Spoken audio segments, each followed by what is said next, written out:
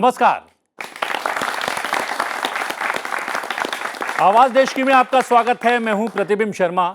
आवाज देश की में बात करेंगे प्रधानमंत्री के P20 के दौरान आतंकवाद पर दिए गए वक्तव्य को केंद्र में रखकर शांति के शत्रु आतंकवाद की।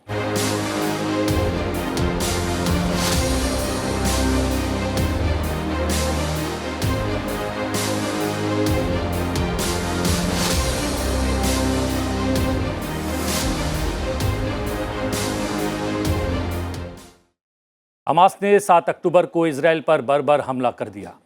हमले में 1400 से ज़्यादा लोगों की मौत हो गई। मरने वालों में 300 से ज़्यादा बच्चे भी बताए जा रहे हैं। इस आतंकवादी घटना से आतंकवाद को लेकर चर्चा एक बार फिर से शुरू हो गई है और वो सारे जख्म हमारे हरे हो गए हैं जो गत 7 दशक में आतंकवाद से हमें मिले हैं। भारत की G20 अध्यक्षता के अंतर्गत हुए संसदीय अध्यक्षों के सम्मेलन P20 में इन्हीं जख्मों को याद करते हुए प्रधानमंत्री मोदी ने एक बार फिर आतंकवाद को विश्व शांति के लिए सबसे बड़ा खतरा बताया। 20 साल पहले आतंकवादियों ने हमारी संसद को भी निशाना बनाया था और आप जानकर चौंक जाएंगे कि उस समय संसद का सत्र चल रहा था। आतंकियों की तैयारी सांसदों को बंधक बनाने की, उन्हें खत्म करने की थी। भारत ऐसी अनेकों आतंकी वारदातों से निपटते हुए आज यहां पहुंचा है। अब दुनिया को भी एहसास हो रहा है कि टेररिज्म दुनिया के लिए कितनी बड़ी चुनौती है। 2 विशेषज्ञ मेहमान हमारे साथ मौजूद हैं। हुक्मदेव नारायण जी जो पूर्व सांसद हैं, और हम बता दें कि जब संसद पर अटैक हुआ था, आतंकवादियों ने हमला किया था, तब संसद के भीतर थे। आपका स्वागत है। रक्षा विशेषज्ञ लेफ्टिनेंट जनरल सेवानिवृत्त रामेश्वर यादव भी हमारे साथ में हैं। आपका भी बहुत बहुत स्वागत है। और स्वागत है जनता जनार्दन का। ताली बज सकती है। जनता जनार्दन के युवा शक्ति का। क्या बात है, ताली हो जाए।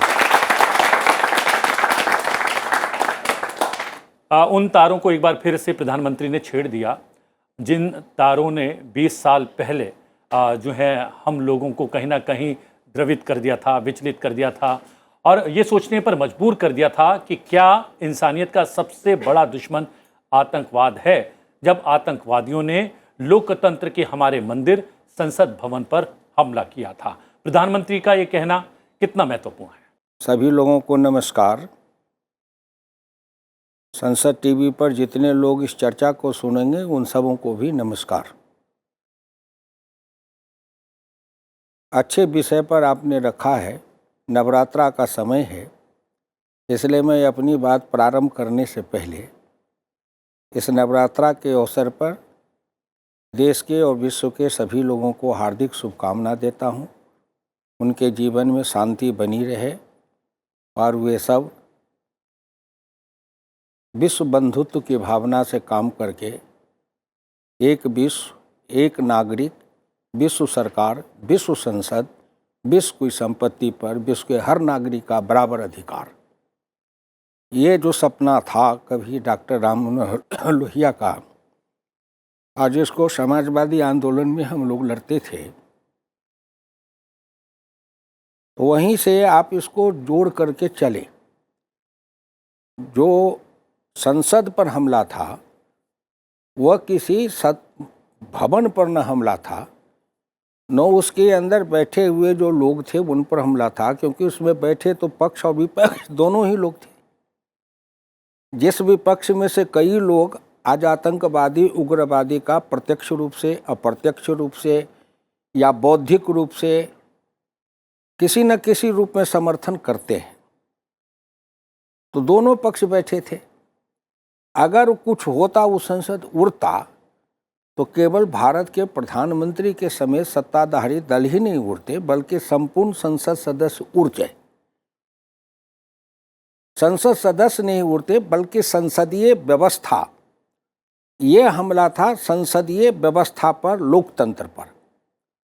जो प्रधानमंत्री जी कह रहे हैं, देखिए दुनिया के अंदर एक संघर्ष है, एक है लोकतंत्र और एक है तानाशाही।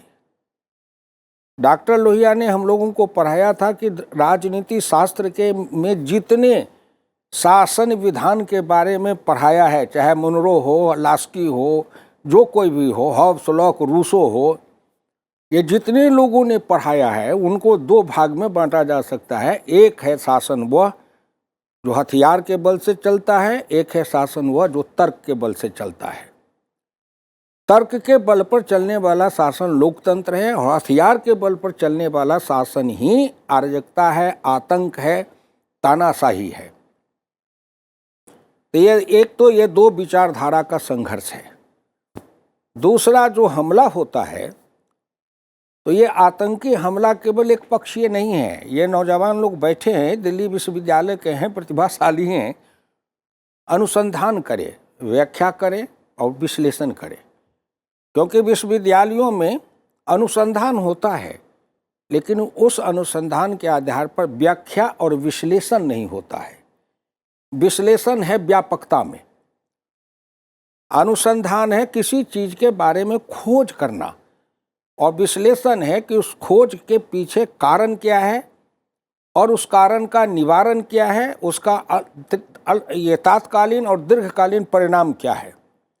ये इतने जो विश्लेषण जब होने लगेंगे विश्वविद्यालयों में तो भारत की प्रतिभा का और जागरण होगा। जी, और सबसे बड़ी बात है कि प्रधानमंत्री ने P20 के दौरान ये भी कहा कि international convention on कम्बेटिंग terrorism consensus का इंतज़ार कर रहा है यूएनओ अभी तक, और दुनिया के इसी रवैये का फ़ायदा लगातार रामेश्वर जी आतंकवादी या फिर इस तरीके के गुट उठा रहे हैं, जिससे आतंकवाद की घटनाएं गाहे बगाहे कहीं ना कहीं किसी न किसी देश में होती रहती हैं। देखिए, हमारे माननीय प्रधानमंत्री ने जो वक्तव्य दिया है उसका खास मकसद ये है, अभी तो सब पूरे देश में, पूरे विश्व के अंदर वो सब इस बात को रिकग्नाइज करते हैं कि आतंकवाद बहुत बड़ी एक समस्या है पूरे विश्व के लिए। लेकिन आतंकवाद क्या है, उसकी क्या संज्ञा होनी चाहिए, क्या उसकी परिभाषा होनी चाहिए, यूएन ने आज की तारीख तक उस चीज़ को नहीं किया है। आप लोगों ने सुना होगा good terrorist and bad terrorist. देखिए, ये भावना की बात है, जो लोग आतंकवाद का समर्थन करते हैं उनके लिए आतंकवाद जो है वो गुड टेररिस्ट है। हमारा जैसे पड़ोसी देश है पाकिस्तान, उसमें बोलने की कोई मेरे को समस्या नहीं है। वो दो प्रकार के टेररिस्ट को संभाल रहा है। एक जो हमारे हिंदुस्तान में भेजते हैं वो गुड टेररिस्ट हैं उनके लिए, और जो उनके अफ़गानिस्तान की तरफ से जो आते हैं, पाकिस्तानी तहरीक तालिबान जो है वो उनके बैड टेररिस्ट है। तो ये दो तरीके के जो है उसको, उसकी जो परिभाषा है उसकी एक परिभाषा आनी चाहिए, ताकि पूरे विश्व में इस चीज़ को आकलन किया जाए कि किस प्रकार से पूरा विश्व एक साथ इकट्ठा होकर ये जो प्रॉब्लम है पूरी ह्यूमैनिटी के अगेंस्ट उसका निवारण किया जा सके। लेकिन ऐसा नहीं हो रहा है। इसके अंदर बड़े देशों के अपने वेस्टेड इंटरेस्ट हैं। अभी आप हाल ही में जो आजकल सबसे ज़्यादा चर्चा में सब्जेक्ट है, इजराइल और हमास के बीच में जो युद्ध चल रहा है, तो एक काफ़ी देश है वो हमास को गुड टेररिस्ट मानते हैं और काफ़ी देश हैं वो हमास को बैड टेररिस्ट मानते हैं। लेकिन इसके अंदर पिस कौन रहा है? आम जनता, जनता जनार्दन, सिविलियन पॉपुलेशन है वो जल रही है। उनके घर तबाह किए जा रहे हैं। मिसाइल और रॉकेट अटैक, जिस प्रकार में बजाय दो सेनाओं के बीच के अंदर युद्ध होना चाहिए, ये युद्ध इनोसेंट अनआर्म्ड, जिनके पास हथियार नहीं है, जिसके पास ट्रेनिंग नहीं है, उस प्रकार से निरीह जो बच्चे हैं, औरतें हैं, बूढ़े हैं, सिविलियन से उनके ऊपर ये बमबारी की जा रही है। और उसके बाद सब अपना अपना तर्क कर रहे हैं। एक नैरेटिव क्रिएट किया जा रहा है कि हमारा पक्ष है वो सही है और उनका पक्ष सही नहीं है। लेकिन वास्तविकता क्या है? वास्तविकता ये दोनों ही पक्ष जो है ह्यूमैनिटी के अगेंस्ट काम कर रहे हैं। ये सब के सब किसी ना कहीं देशी में किसी ना किसी परसेंटेज के अंदर इनके आतंकवाद छुपा हुआ है। यहाँ पर जनता जनार्दन भी है, जिसको युवा शक्ति भी बोला है हुकुम देव जी ने। युवा शक्ति इस पूरे विषय को लेकर क्या सोचती है, क्या समझती है? जल्दी जल्दी 2-3 आवाजें।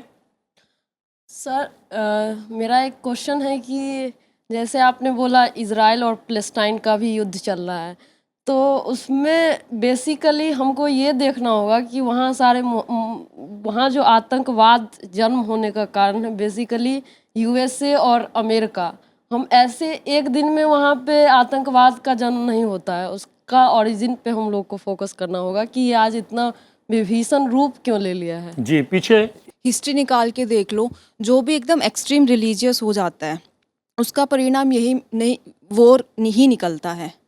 तो हम जो भी हिस्ट्री देखते हैं, तो जैसे जो भी ये वॉर हो रहा है, इजराइल का हो रहा है, इसमें कहीं ना कहीं रिलीजन को भी जोड़ा जा रहा है और सही, वो किस हद तक सही भी है। तो हम कब समझेंगे? इतने परिणाम हमारे सामने आ चुके हैं वॉर के, तो वो समय कब आएगा जब हम समझेंगे कि वॉयलेंस किसी भी चीज़ की समस्या नहीं है। जी, यहाँ से भी कुछ हाँ। जय हिंद सभी को। मेरा नाम हिमांशु है। सर, मेरे 2 प्रश्न हैं। क्या देश के अंदर जो वैचारिक मतभेद है, क्या हम उसको आतंकवाद का नाम दे सकते हैं? और जो मेरा दूसरा प्रश्न है वो ये है कि जो क्रॉस बॉर्डर टेररिज्म होता है उस पर सर आपका क्या विचार है?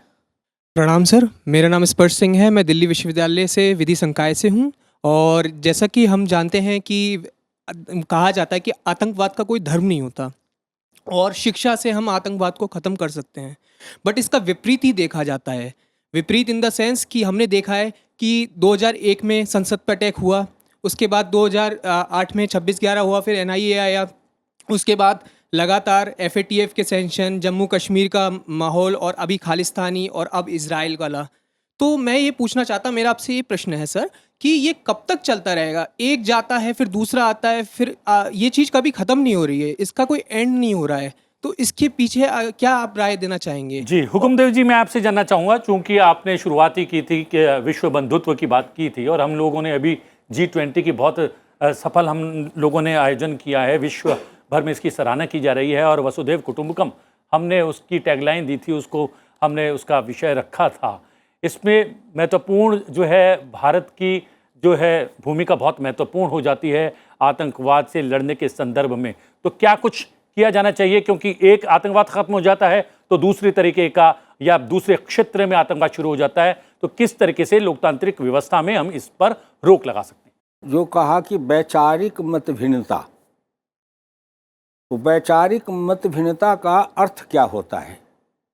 जब वैचारिक मत भिन्नता है तो ये सब बैठे हैं, हम बैठे हैं, आप बैठे हैं, तो जब इसको हम अपने तर्क के द्वारा बहस के द्वारा शांतिपूर्ण तरीके से यदि उसका हम निदान निकालने तक जाते हैं तो वैचारिक मत भिन्नता इसको कहते हैं। जहाँ से आप बाँह चढ़ा लेते हैं या अपने जगह से उठ के खड़े हो जाते हैं, वहीं से आतंकवाद पैदा होता है। आतंकवाद पैदा होता है। चाहे संसद में बहस के दौरान कोई संसद सदस्य ऐसा करता है तो वो भी आतंकवादी का समर्थक है अप्रत्यक्ष रूप से। क्योंकि हमारे यहाँ क्या है, 4-5 महीने तक शंकराचार्य और मंडन मिश्र का शास्त्रार्थ चला था, 4-5 महीना, और उसकी अध्यक्ष कौन थी? मंडन मिश्र की पत्नी। और शंकराचार्य ने कहा कि हमारे और आपके बीच में अध्यक्षता का काम, निर्णय का काम आपकी पत्नी ही करे।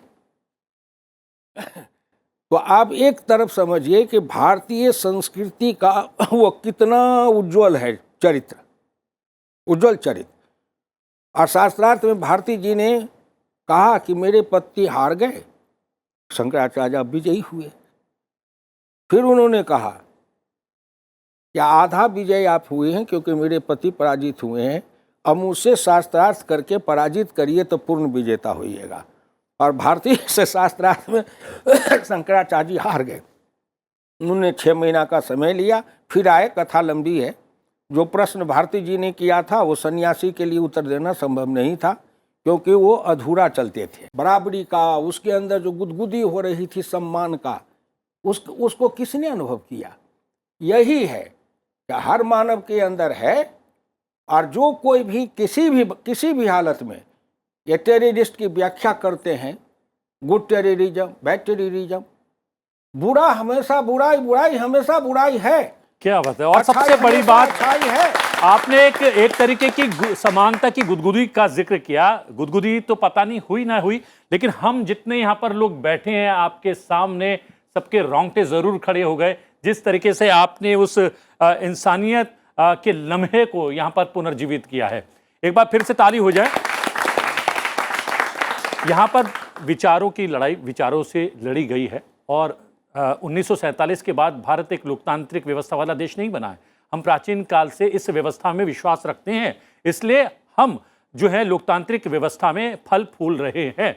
लेकिन जो विचार की लड़ाई विचार से नहीं लड़ता, वो सीधे हथियार उठा लेता है। चाहे भारत में आतंकवाद करने वाले हों, चाहे वो इजराइल में आतंकवाद करने वाले हों, उनसे कैसे लड़ा जाए? मैं माननीय हुक्मदेव जी को बहुत सराहना कर रहा हूँ, जिस प्रकार से इतने जटिल विषय को इतने आसान लफ्ज़ों में उन्होंने हम सबको बताया, बहुत ही सराहनीय है। तो आपको हम प्रणाम करते हैं इसके लिए।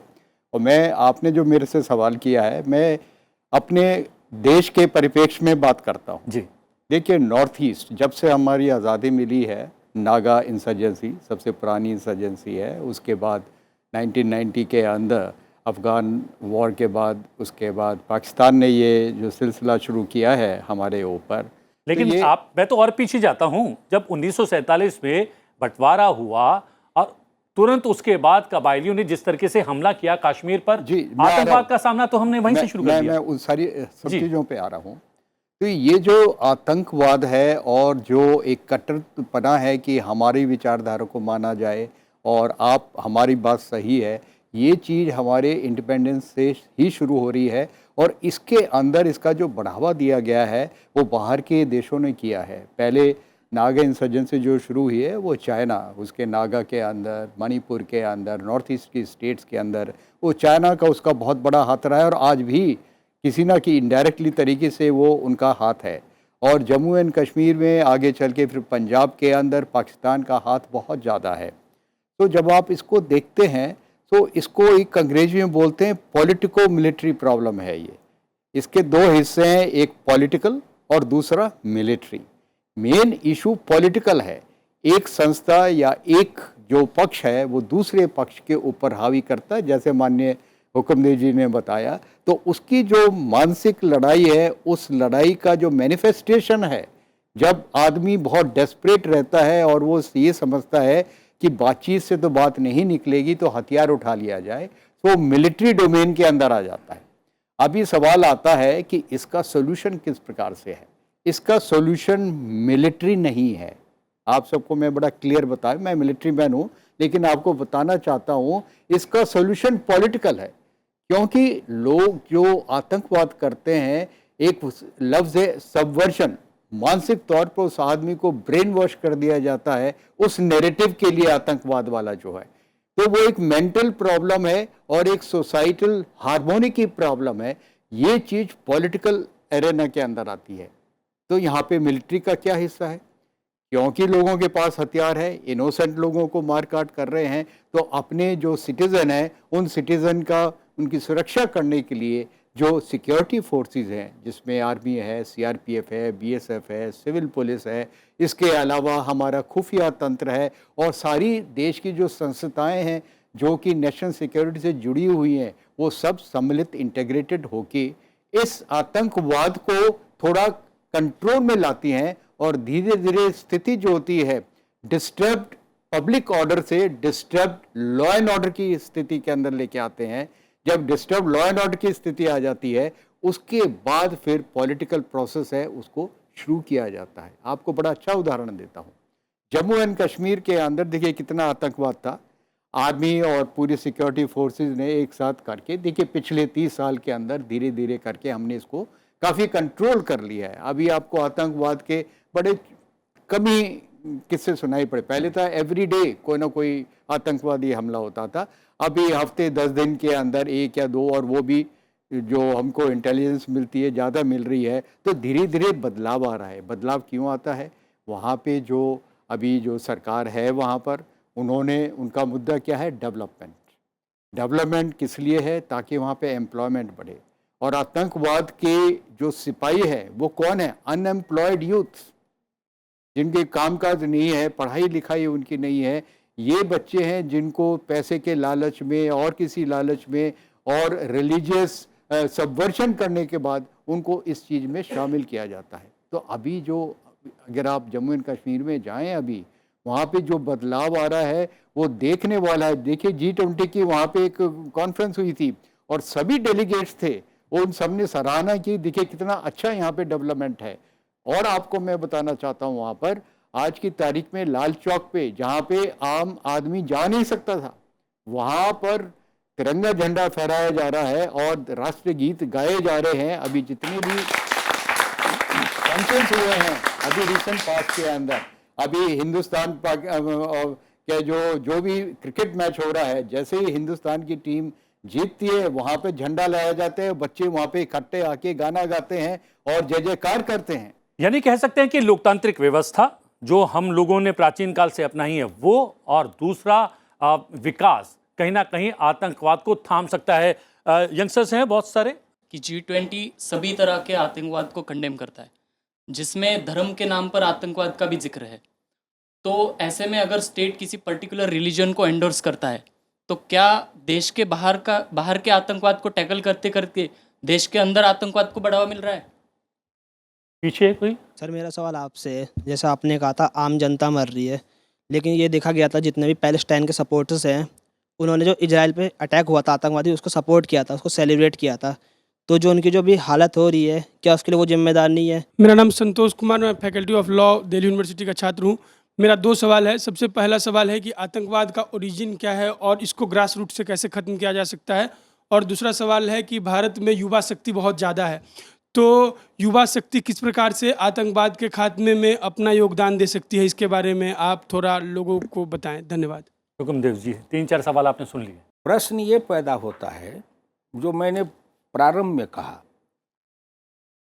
कि विश्व दुनिया की धरती के प्रारंभिक काल से ही ये 2 द्वंद्व है, इसको कहते हैं द्वंद्वात्मक भौतिकवाद, जो मार्क्स ने कहा, और हम लोग अपने भारतीय संस्कृति में इसको कहते हैं द्वंद्व। अच्छाई बुराई, दिन रात, पाप पुण्य, ये द्वंद्व है, ये शाश्वत है। कभी बुराई कमज़ोर होती है और अच्छाई जब प्रबल होती है तो सतयुग होता है। और हमारे धर्मशास्त्र कहते हैं जब बुराई की ताकत बढ़ती है और धर्म कमज़ोर होता है तो कलयुग होता है। तो इसका मतलब है, इतिहास चक्र में, व्हील ऑफ हिस्ट्री में डॉक्टर लोहिया ने इसका बहुत विस्तार से विश्लेषण किया है। तो आपने जिसको कहा, ये तो वैचारिक द्वंद्व सब दिन से है। एक है जो कहता है कि सब आपस में मिलके बैठो, चर्चा करो और फिर संवाद से सहमति तक बढ़ो। संवाद माने सम में, ना आप में उत्तेजना हो ना मुझ में उत्तेजना हो। आप भी अपनी जगह से तर्क दीजिए, मैं भी तर्क दूंगा। जैसे द्वैतवाद, अद्वैतवाद, विशिष्टाद्वैतवाद, द्वैताद्वैतवाद, इस पर हुए चर्चा। कभी दंगा हुआ था क्या? कभी हथियार उठाया किसी ने क्या?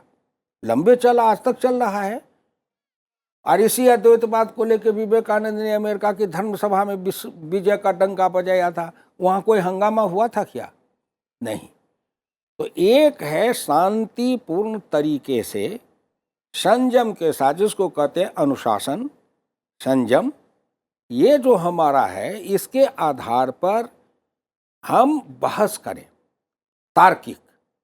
तो एक रास्ता ये है। दूसरा, एक पक्ष है जो कहता है नहीं, मेरे किताब में जो लिखा गया है वो 100% सही है, और मैं जो उसकी व्याख्या करता हूँ वो भी 100% सही है। मतलब मेरी व्याख्या भी 100% सही है। मानोगे तो मानो और नहीं मानो तो तुम्हारा सर काट दो।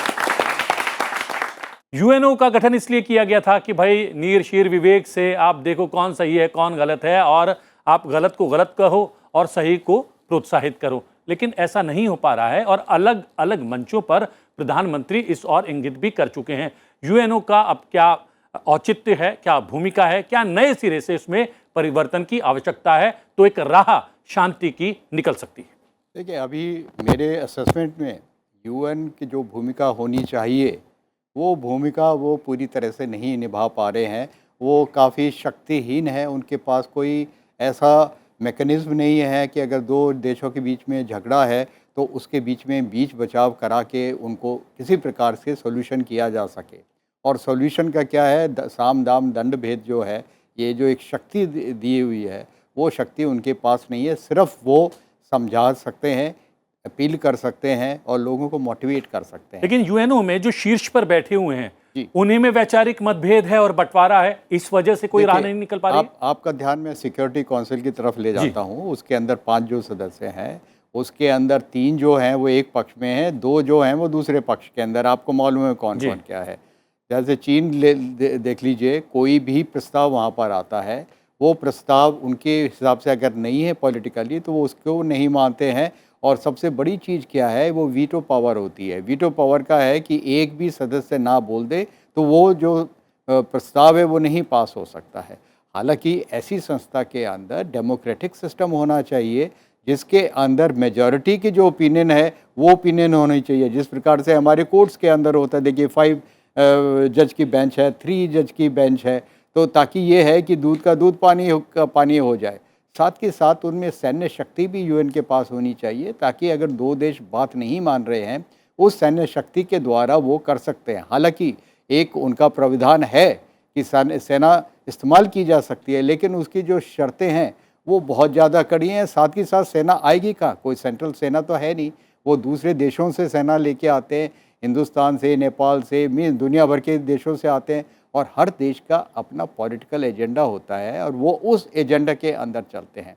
तो इसलिए ये जो संस्था है काफ़ी बड़ी है और उसके अंदर जो शक्तियाँ होनी चाहिए वो नहीं है आज की तारीख में। इसके लिए चाहिए कि इस संस्था को दोबारा से एक बार संयोजित किया जाए। आज के परिप्रेक्ष्य के अंदर जो स्थिति है, इंटरनेशनल जो अफेयर्स हैं और जितना आतंकवाद जो मेन चीज़ है, सबसे बड़ी जो समस्या है, इन सब के ऊपर विजय करने के लिए एक संस्था के अंदर चेंज ज़रूरी है। Organisation has to change with the change in the contemporary world, तो वो चीज़ नहीं हो पाई। और पानी जब एक जगह पड़ा रहता है वो भी सड़ जाता है, इसलिए चलायमान होना बेहद आवश्यक है। परिवर्तन जो है वो आवश्यक है। अंतिम टिप्पणी, क्या ऐसे समय में जब आतंकवाद से ग्रसित है पूरा विश्व, भारत राह दिखा सकता है? एक आखिरी टिप्पणी। देखिए, जो इन्होंने कहा, इसी के खिलाफ भारत के प्रधानमंत्री पहली बार दुनिया का कोई प्रधानमंत्री यूएनओ में खड़ा होकर कहता है कि ये कॉलोनियल माइंडसेट ही विश्व के लिए खतरा है। कॉलोनियल माइंडसेट माने क्या? उपनिवेशवादी। ये कहने की ताकत आज भारत को है। दूसरी बात मैं कहूँगा, इन्होंने जो कहा, आपने जो कहा 5 शक्ति वीटो, वो 5 नहीं है।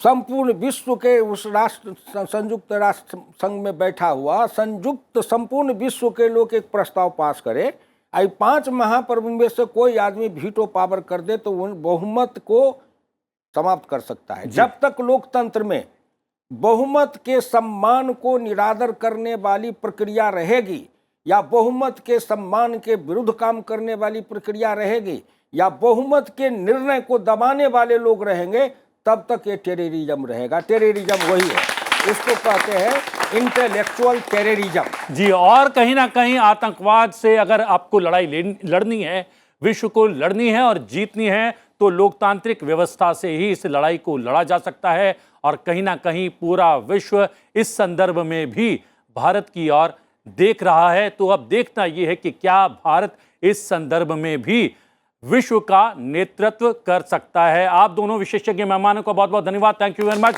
और धन्यवाद जनता जनार्दन का। आवाज देश की में भारत सफल होगा। आवाज देश की में आज के लिए इतना ही। आवाज देश की में आपसे फिर भेंट होगी एक नए विषय के साथ। फिलहाल मुझे आज्ञा दीजिए, लेकिन देखते रहिए संसद टीवी। नमस्कार।